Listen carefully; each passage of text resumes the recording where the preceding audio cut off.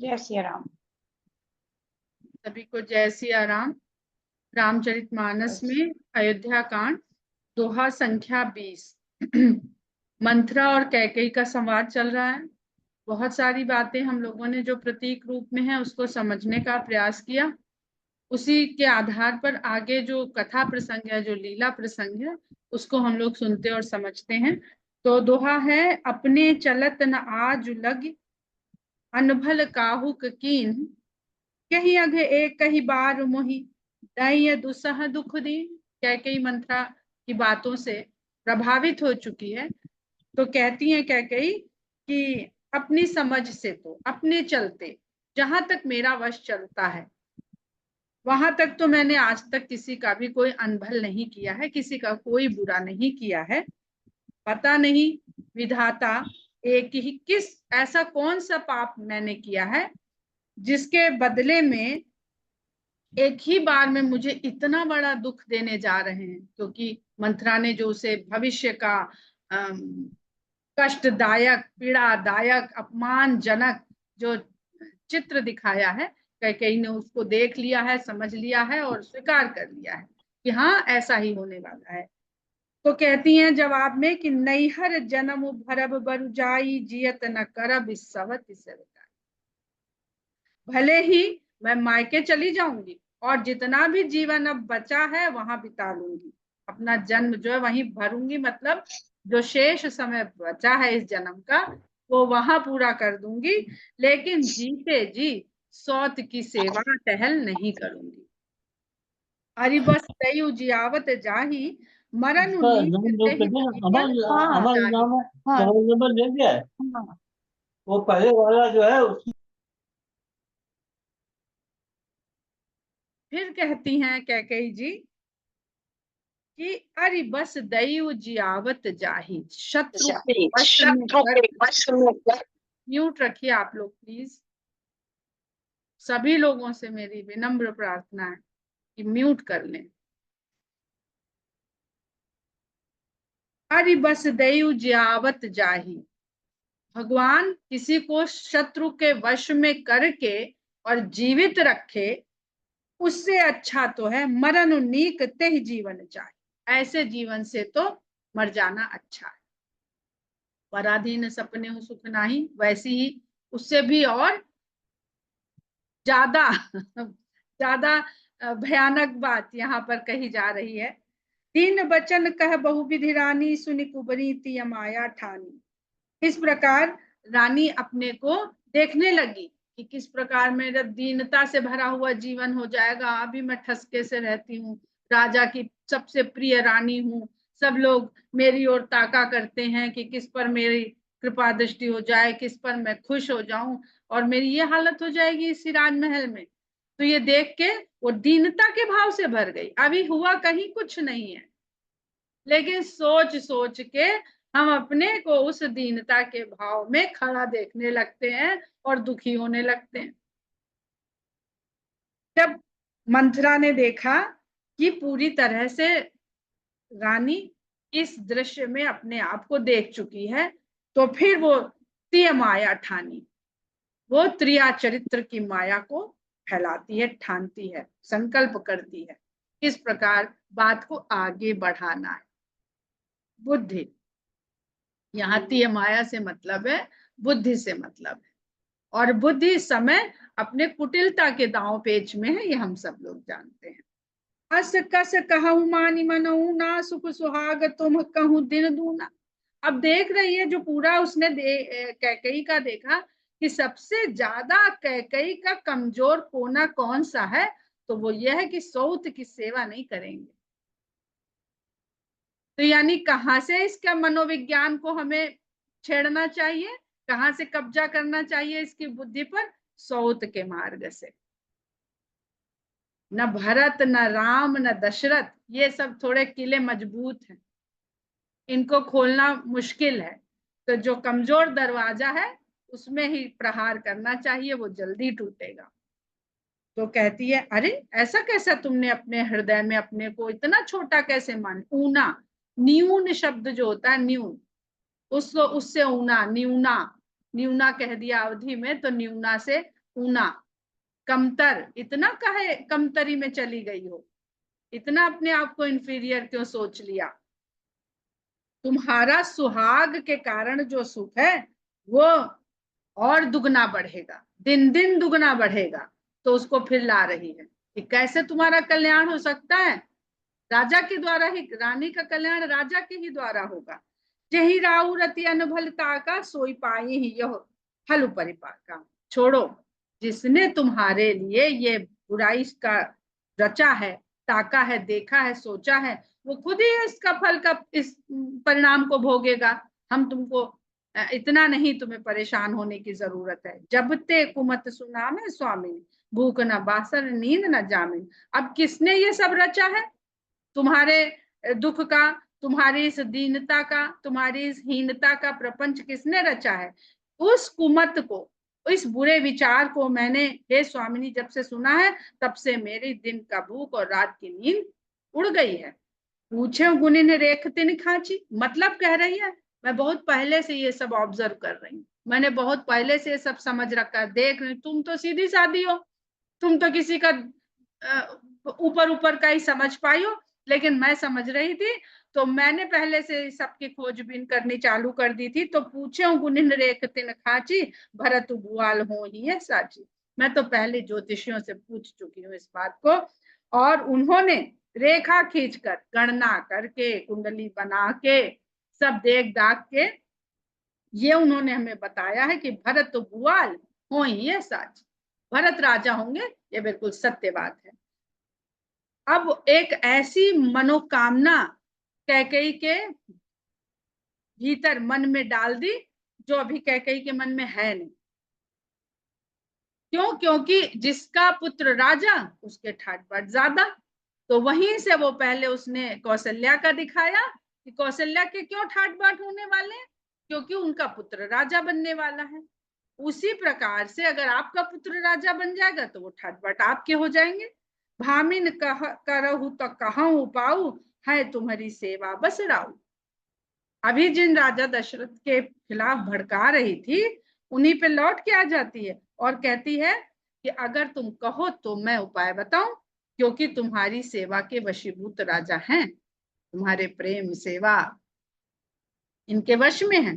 परौ कूप तु बचन पर सकौ पूत पति त्याग, कहसी मोर दुख देखी बड़ कस न करब हित लाग।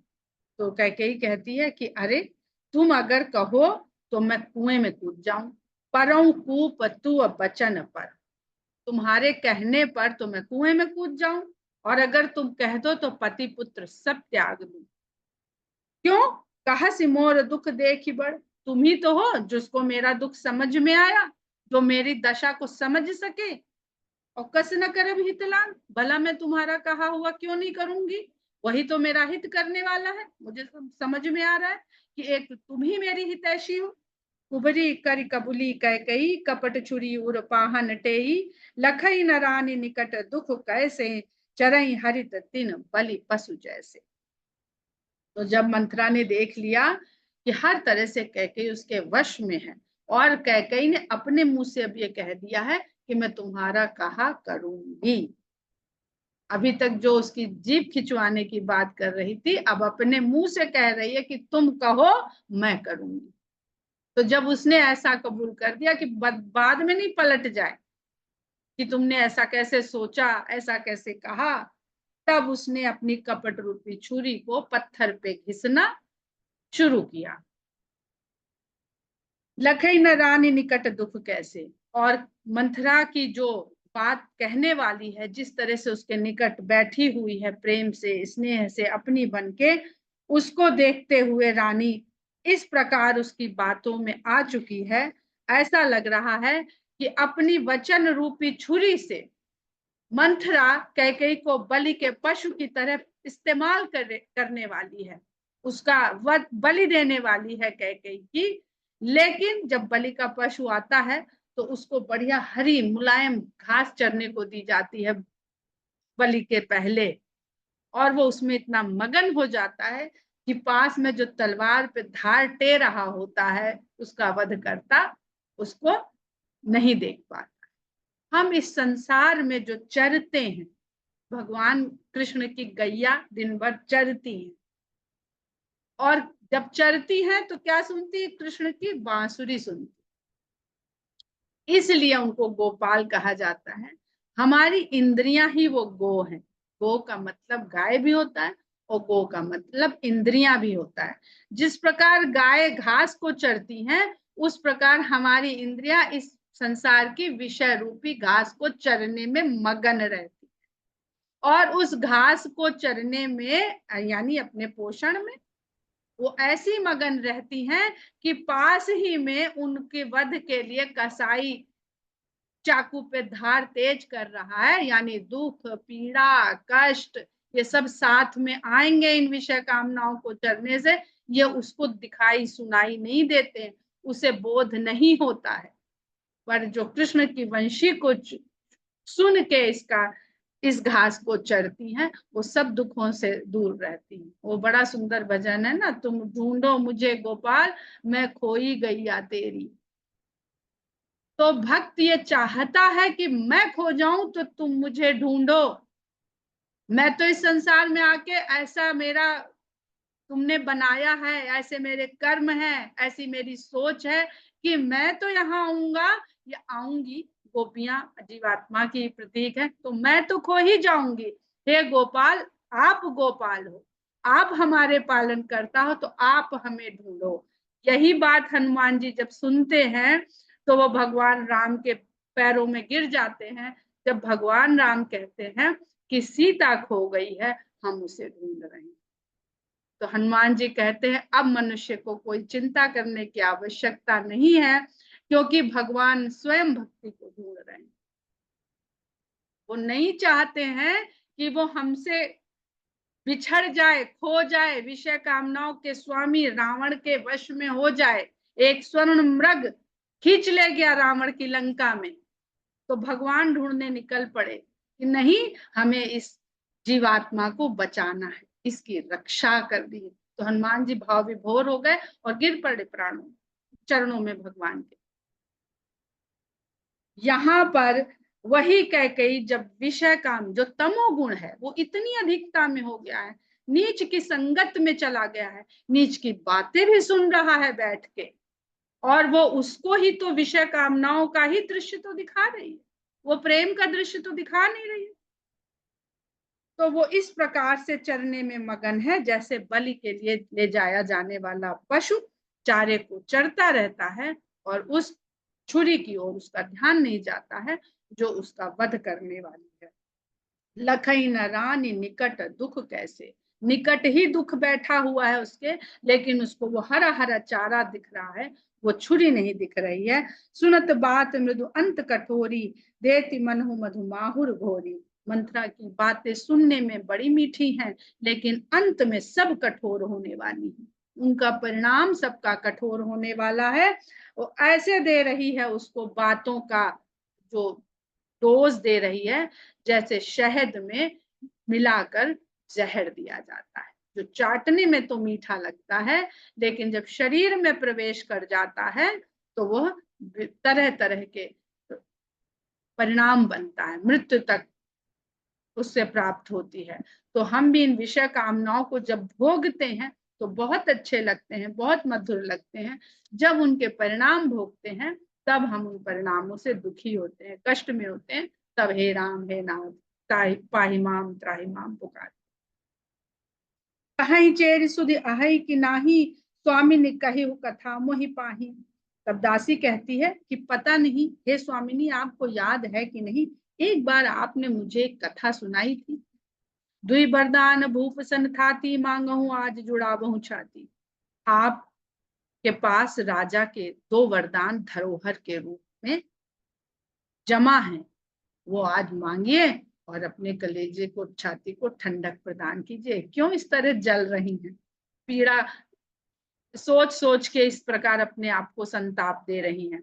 सुतहि राजु राम ही बनवासु, देहु लेहु सब सवति हुलासु।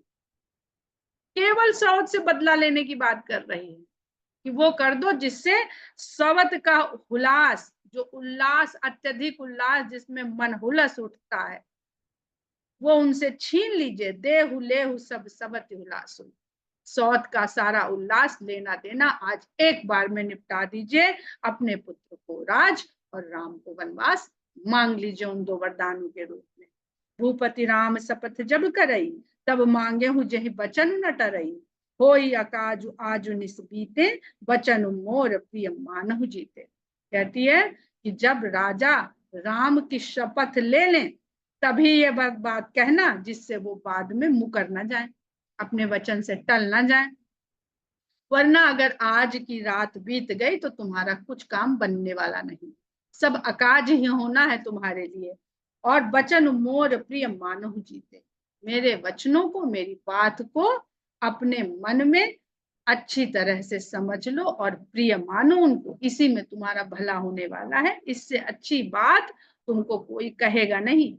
बड़ कुघात कर पात किन कहे सिख कोप गृह जाओ, काजु सवारे सजग सब सहसा जनपति आहु। और कहती है बड़ कुघात करी पात किन, नीच मंथरा कैकेयी से कहती है, पूरी तरह से घात लगा करके कहती है अब तुम जाओ और कोप भवन में चली जाओ। वहां जाकर के काज संवारे उस सजग सब, सजग रहते हुए काज संवारना, ऐसा ना हो कि सहसा जनपति आओ, कि मीठी मीठी बातों में फिर से आ जाओ राजा की। कुबरही रानी प्राण प्रिय जानी, बार बार बड़ी बुद्धि बखानी। रानी कैकेयी ने कुबरी को अपने प्राणों से भी प्रिय माना, उसको बताया कि तुम ही मेरी प्राण प्रिय हो, और बार बार उसकी बुद्धि की प्रशंसा करी। तो ही समहित न मोर संसारा, बहे जात कई भई से अधारा। तेरे समान इस संसार में मेरा कल्याण करने वाला, सोचने वाला और कोई नहीं है। बहे जात कई भई से अधारा, तू तो मेरे बहने वाले के लिए आधार हो गई थी। डूबते को तिनके का सहारा, मैं तो बही जा रही थी इसमें, तू आधार बन के मेरा कल्याण करने वाली होकर के आई है। जो विधि पूरब मनोरथ काली, करो तो ही चख पूतरी आनी। अगर विधाता ने मेरा ये मनोरथ कर पूर्ण कर दिया, करो तो ही चख, चक्षु एक शब्द होता है आंख के पर्यायवाची में, चक्षु, चक्षु का अवधिकरण है ये चख। करो तो ही चख पूतरी आली, हे सखी तो मैं तुझे अपने आंख की पुतली के समान मानूंगी, समझूंगी, ऐसे ही तुझे अपना प्रिय मानूंगी। बहुविधि चेरी आदर देई, कोप भवन गवनी कही। इस प्रकार दासी मंथरा को बहुत प्रकार से आदर सम्मान देती हुई रानी कैकेयी कोप भवन की ओर चली गई। विपत बीजु बरसारी तुचेरी, भूई भई कुमति कैकेयी केरी, पाई कपट जल अंकुर जामा, बर दो दल दुख फल परिणाम।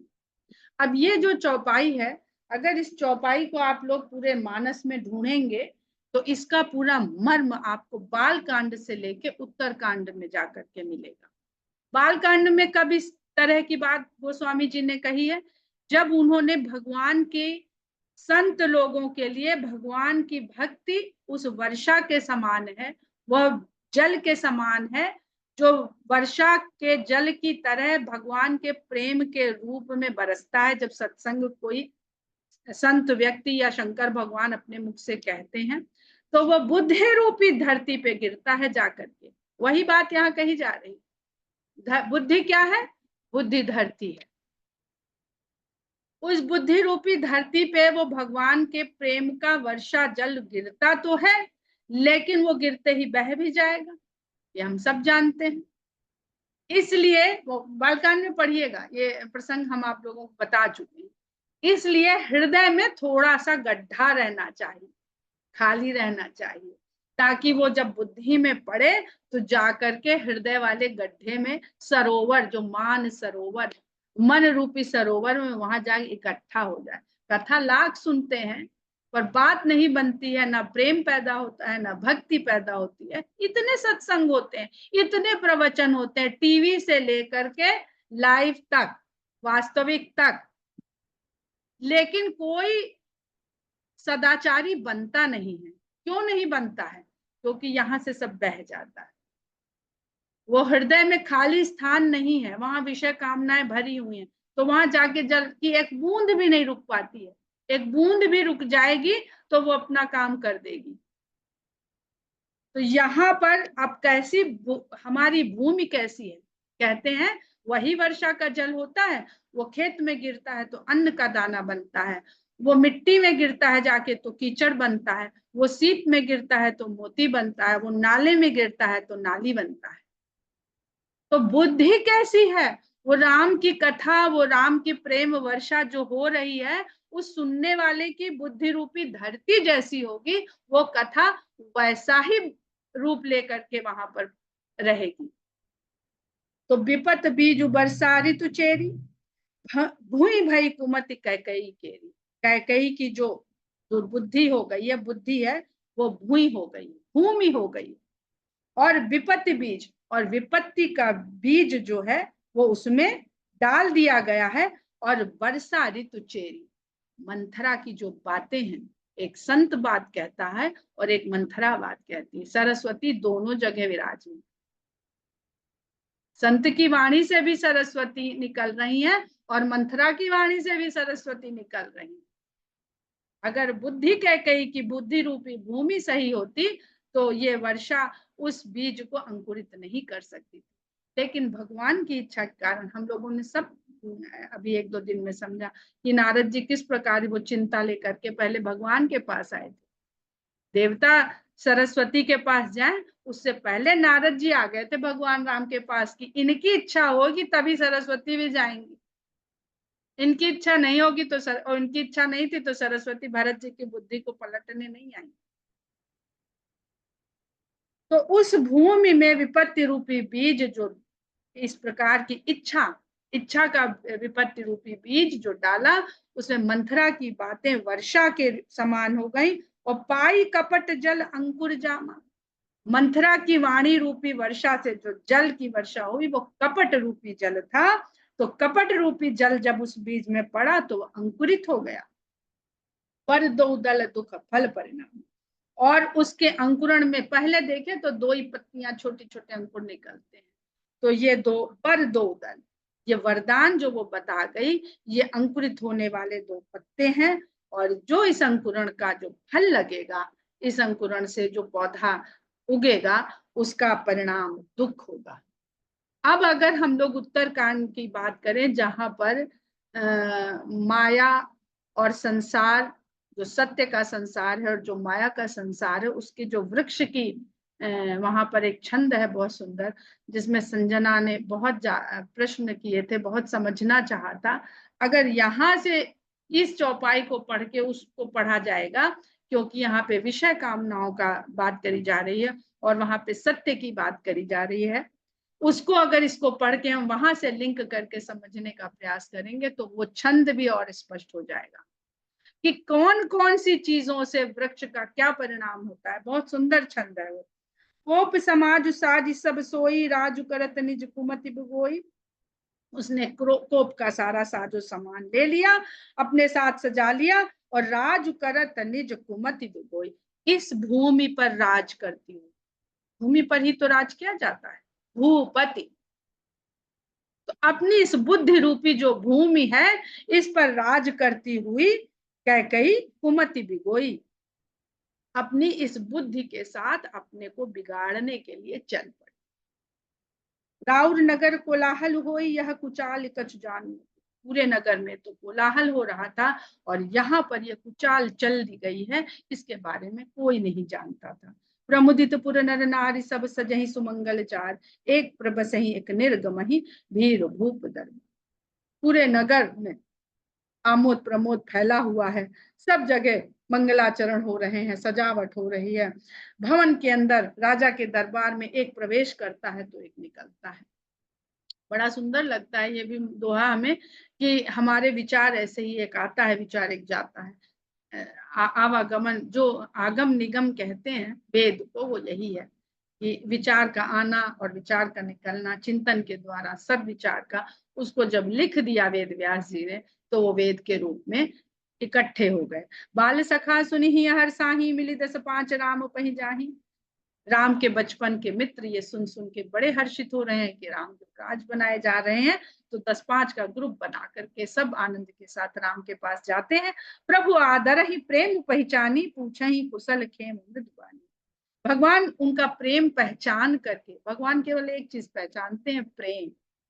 उनका प्रेम पहचान करके उनको आदर के सहित बैठाते हैं, बुलाते हैं और बड़ी मीठी वाणी से उनकी कुशल क्षेम पूछते हैं। फिर ही भवन प्रिय आयस उपाई, करत परस्पर राम बड़ाई। राम से मिलके और फिर उन अपने प्रिय सखा राम की आज्ञा पा करके वो वापस जाते हैं और आपस में राम की बड़ाई करते हुए जाते हैं। युवराज बनने वाले हैं, कल को राजा हो जाएंगे, पर व्यवहार में उनके कोई परिवर्तन नहीं, वैसा ही प्रेम, वैसा ही अपनापन। को रघुवीर सरिस संसारा, सील सनेहु निबाह निहारा। भला रघुवीर के समान संसार में दूसरा कोई कहाँ है जो स्नेह के और सदाचारशीलता के, जो शालीनता है उनकी, उसका इस प्रकार से निर्वहन करते हैं। जय जय जोनि करम ब्रस भ्रम, करम बस भ्रम ही, तह तह ईसु देहु यह।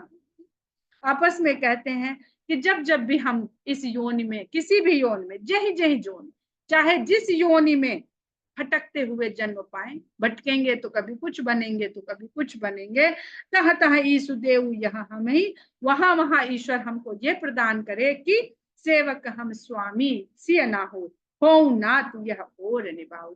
हमारा ये नाता हमेशा बना रहे कि हम सीतानाथ राम हमारे स्वामी हो और हम सीतानाथ राम के सेवक बने रहें, चाहे जो बने, मनुष्य बन जाए, घोड़ा बन जाए, गिलहरी बन जाए, हाथी बन जाए, लेकिन हम सेवक हों और सीतानाथ हमारे स्वामी हों। अस अभिलाषु नगर सब काहू, कह कह सुता हृदय अति दाहू। इस अभिलाषा से सब नगर के लोग भरे हुए हैं, सबकी यही इच्छा है कि हमेशा राम ही उनके स्वामी हो, क्योंकि राजा बनने जा रहे हैं तो स्वामी होता है राजा प्रजा का। ये इस तरह से जो राम हमारे स्वामी बनने जा रहे हैं, हर जन्म में हमें राजा बने, सेवक बने और ये हमारे स्वामी बने। केवल कैकेयी सुता हृदय अति दाह, केवल कैकेयी की पुत्री के हृदय में बहुत दाह है, बहुत जलन है। को न कुसंगति पाई न साई, रहाई न नीच मते चतुराई।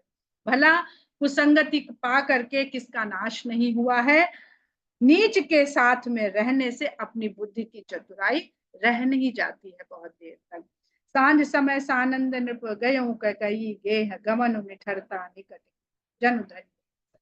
संध्या का समय आया और आनंद के साथ राजा कैकेयी के भवन की ओर पहुंचे। गवन निठुरता निकट किया, जन उधर देह सनी। राजा दशरथ कैकेयी के भवन की ओर जाते हुए प्रेम में डूबे हो, राम को राजा करने जा रहे हैं, राज्याभिषेक है, कितने आनंद से हम कैकेयी को बताएंगे, कितना सुन के उसको आनंद होगा, कितना वो राम को चाहती है। तो उनका स्वरूप ऐसा लग रहा है जैसे राजा दशरथ ने स्नेह स्वयं प्रेम में डूबा हुआ शरीर धारण किए हुए जा रहा है निष्ठुरता के निकट, क्योंकि कैकेयी तो पूरी निष्ठुरता का प्रतिमान हो चुकी है। कोप भवन सुन सकचु राऊ, भय बस अगहुड़ परई न पाओ। लेकिन भवन में जाते ही जब राजा दशरथ ने सुना कि रानी कैकेयी कोप भवन में आज निवास करी हुई हैं, तो संकोच में पड़ गए और भय के वशीभूत हो गए और आगे पैर नहीं उठता है। सुरपति बसई बाह बल जाके, नरपति सकल रहाई रुकता के। जिसकी भुजाओं के बल में देवराज इंद्र बसता है और नरपति सकल रहाई रुकता के, और जितने राजा हैं नरपति, जो मनुष्य जाति के राजा लोग हैं, वो उनका रुख देखते रहते हैं कि ये प्रसन्न है कि अप्रसन्न है। सुरपति बसई बाहबल जाके, यहाँ ध्यान दे दीजिएगा, सुरपति इंद्र, उन्होंने सब इंद्रियों को अपने वशीभूत कर रखा है, इसीलिए दशरथ हैं, वो इस शरीर रूपी रथ पे 10 इंद्रियों को अपने वश में करके दशरथ बने हैं। तब राम उनके परिवार में उनके पुत्र के रूप में उतरे हैं। तो सुरपति बसई बाहबल जाके, सो सुनती रिस गयो सुखाई, देखहु काम प्रताप बढ़ाई। जो बात शुरू से तुलसीदास जी हर प्रसंग से बताने का प्रयास कर रहे हैं, वो यहाँ पर भी आ जाती है कि सो सुनती रस, तीय ऋषि, वह स्त्री का क्रोध सुन करके रूठा, रिस शब्द बनता है रुष्ट से, रुष्ट से रूठना, रिसा जाना। तो वह स्त्री का रिसा जाना सुन करके सूख गए, चिंता के कारण सूख गए हैं। और देखो काम प्रताप बढ़ाई, ऐसे जो इंद्र के को भी अपने भुजा के बल से अपने वश में रखते हैं, वो काम की बड़ाई देखिए कि वो कैसे इस समय सूख गए हैं। सूल कुलिस असे अंगम निहारे ते रतिनाथ, जो एक से एक कठिन अस्त्र शस्त्र त्रिशूल वज्र तलवार ये अपने अंगों पर सहते हैं भांति भांति के युद्धों में। ते रतिनाथ सुमन सर मारे, वो रति के स्वामी कामदेव के पुष्प बाण की मार को नहीं सह पाते हैं। सभय नरे सुप्रिया पही गयऊ, देखी दशा दुख दारुण भयऊ। भय के साथ राजा अपनी प्रिय रानी के पास जाते हैं और उसकी दशा देख करके उनको बड़ा दुख होता है। भूमि सैन पट मोट पुराना दिए डारी तन भूषण नाना, कई भूमि पे सोई हुई पड़ी है और मोटे वस्त्र पहने हुए हैं उसने, आसपास उसके सारे आभूषण बिखरे हुए हैं, जैसे क्रोध में उतार उतार के फेंके हों। कुमत ही कसिकु बेसता भाभी अन अहिवात सूच जनु भाभी, जाई निकट कह मृदुबानी प्राण प्रिया यही है तो रिसानी। बुरी बुद्धि वाली कैकेयी ने किस प्रकार कुवेश को धारण कर लिया। फाबी एक उर्दू में शब्द होता फबना, आप पे बहुत फब रहा, तो फाबी कुवेशता कैकेयी के ऊपर इस प्रकार फब रही है, ऐसा लगता है कि भावी अन अहिवात, अहिवात माने सुहाग और अन अहिवात माने वैधव्य, ऐसा लगता है जैसे भावी वैधव्य नहीं आके ये वेश धारण करा के उसको आने वाले वैधव्य की सूचना दे दी। इसीलिए कहते हैं कि कभी भी अमंगलकारी कार्य नहीं करने चाहिए, अमंगलकारी वेशभूषा नहीं करनी चाहिए, अमंगलकारी वाणी नहीं बोलनी चाहिए, क्योंकि क्या पता हम अपनी भावी को खुद ही प्रकट कर रहे हैं करके। जाय निकट नृप कह मृदुबानी, उसके पास जाते हैं राजा दशरथ और बहुत मीठी वाणी से कहते हैं प्राण प्रिया कहीं है तु रिसानी, हे प्राण प्रिय तुम किस कारण से रुष्ट हो, रूठी हो, गुस्सा हो। हम लोग का समय हो गया है, हम लोग छंद और सोठा के साथ कल आरंभ करेंगे। जय सिया राम। ऑलरेडी किस चीज को था